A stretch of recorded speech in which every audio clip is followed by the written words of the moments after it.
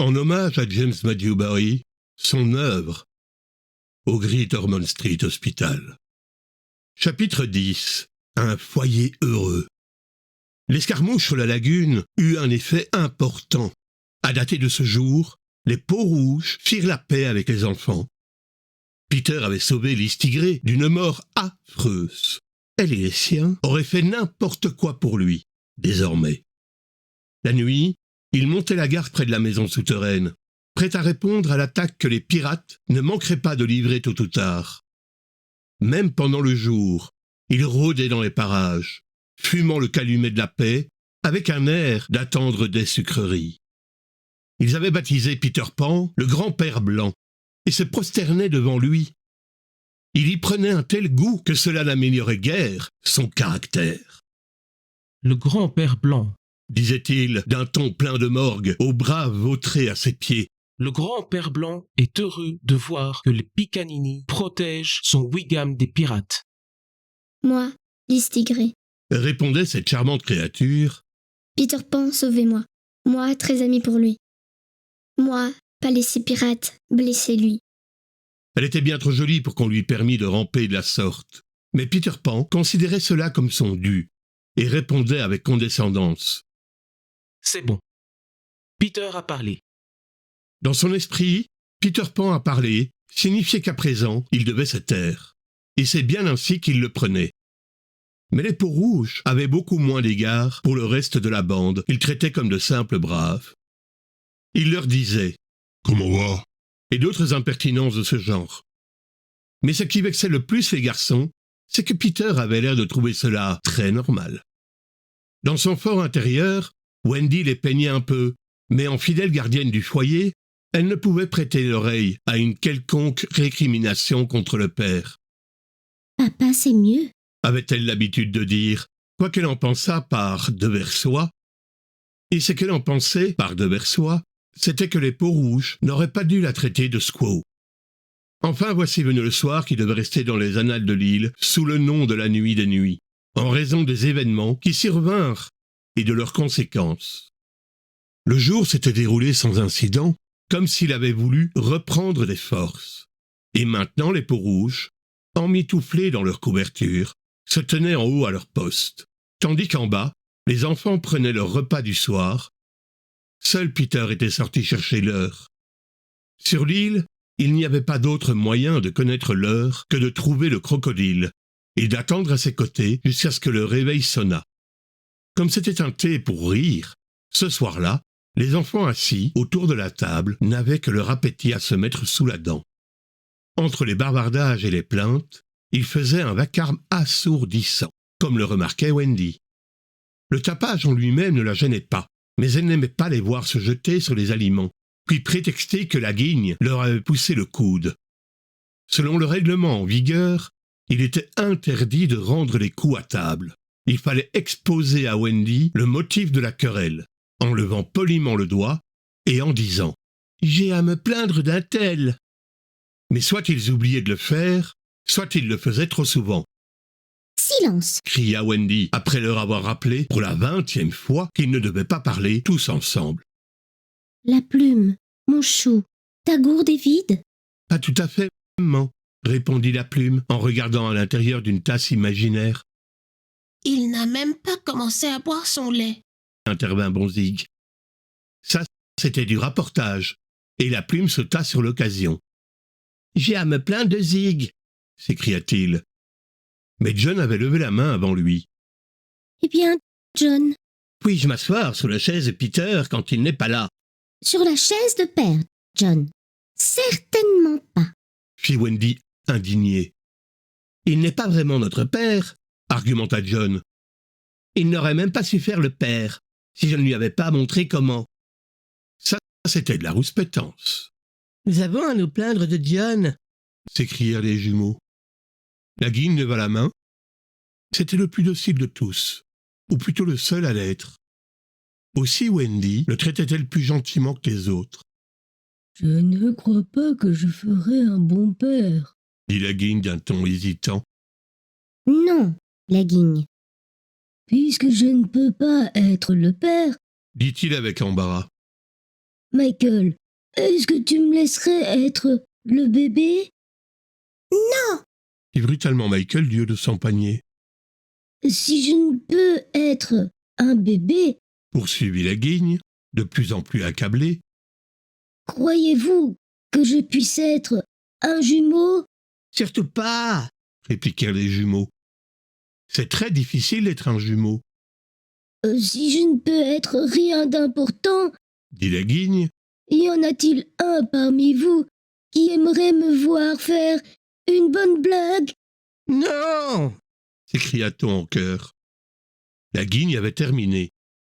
Je n'avais pas grand espoir de toute façon. Dit-il piteusement. Les dénonciations reprirent de plus belle. La plume a craché sur la table en toussant. Les jumeaux ont pris d'abord des noix de coco. Le frisé s'est servi de 2 plats à la fois. Zig parle la bouche pleine. J'ai à me plaindre des jumeaux. J'ai à me plaindre du frisé. J'ai à me plaindre de Zig. Oh là, Gronda Wendy. les enfants vous donnent souvent plus de soucis qu'ils n'en valent la peine. Elle leur ordonna de débarrasser la table et s'installa près de la corbeille de raccommodage. Un gros tas de chaussettes avec des trous à chaque talon, comme d'habitude, Wendy, protesta Michael. je suis trop grand pour dormir dans un berceau. Il faut que j'ai quelqu'un dans le berceau. Répondit-elle d'un ton tranchant. Et tu es le plus petit. C'est une si jolie chose, un berceau dans une maison. Tandis qu'elle cousait, les enfants jouaient autour d'elle. Quel touchant tableau que ces visages heureux, ces petits bras s'agitant, éclairés par un feu romantique. C'était devenu une scène familière dans la maison souterraine, mais nous la contemplons pour la dernière fois. Là-haut, un pas résonna, que Wendy reconnut la première. Les enfants, j'entends papa. Il aime que vous alliez l'accueillir à la porte. Là-haut, les peaux-rouges s'accroupissaient devant Peter. Ouvrez l'œil, mes braves. J'ai dit.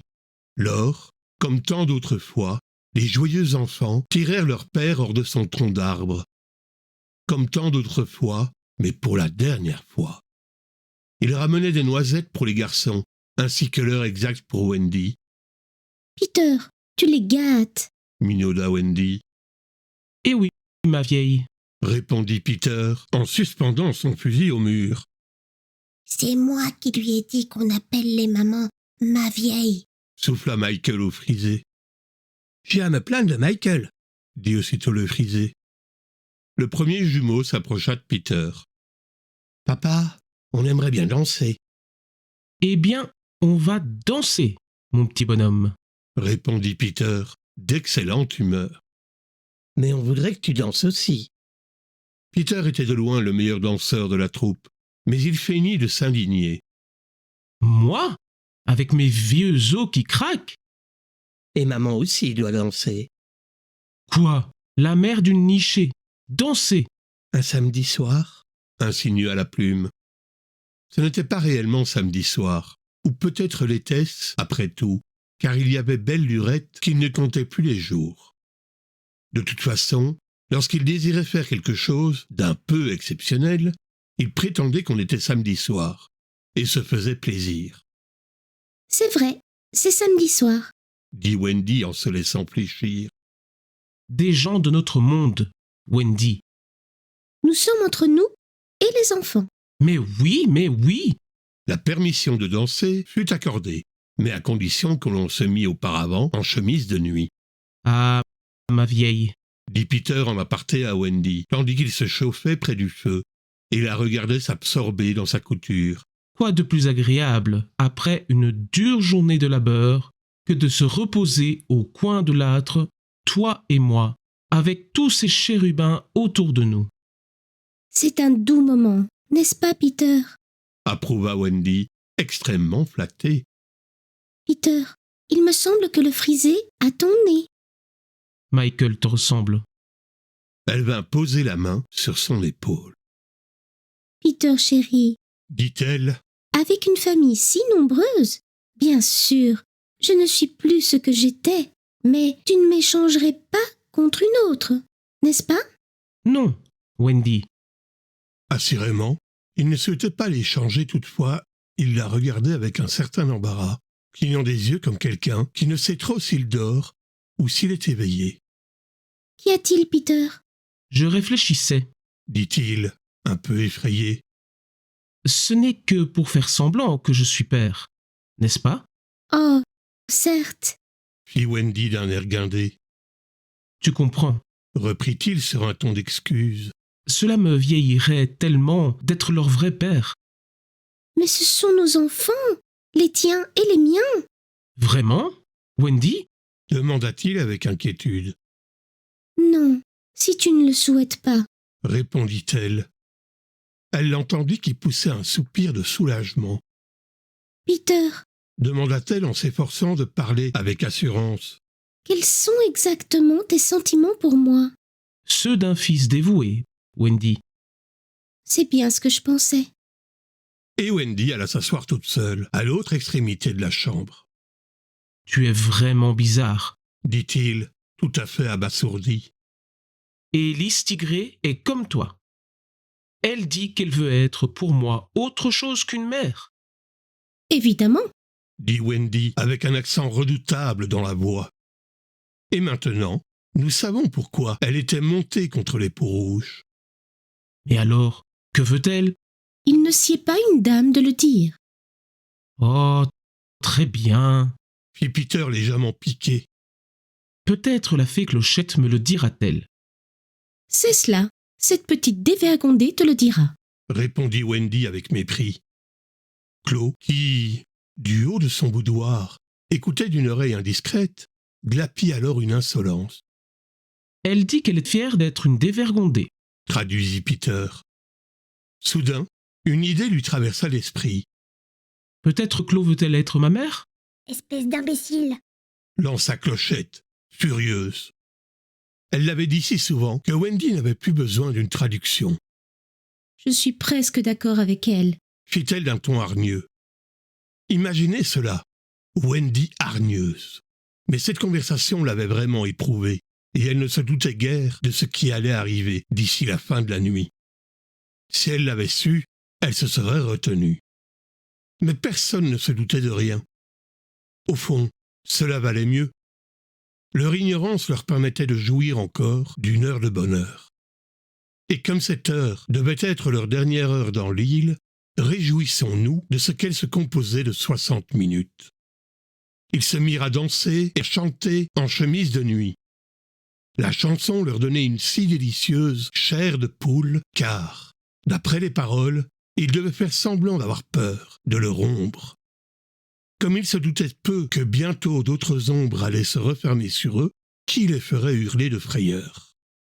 Comme ils dansaient avec une joyeuse frénésie, se tamponnant tantôt sur le lit, tantôt dessous, cela tenait davantage de la bataille de Polochon que de la danse. Et lorsqu'elle fut terminée, les oreillers eux-mêmes réclamèrent un bis, comme des partenaires qui savent qu'ils ne se reverront jamais plus. Et les histoires qu'ils se racontèrent avant que Wendy ne raconte la sienne, celle pour vous souhaiter bonne nuit.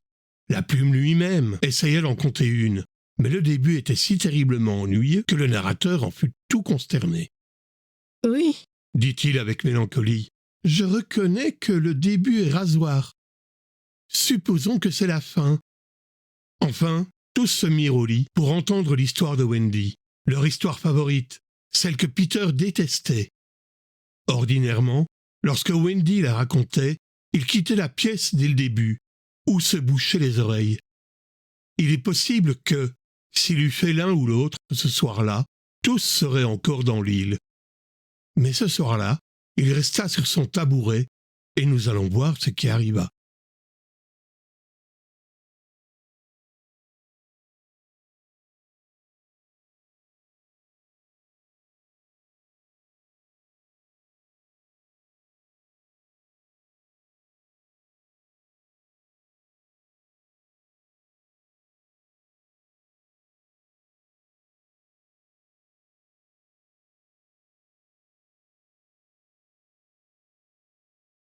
Abonne-toi, like, partage, commente.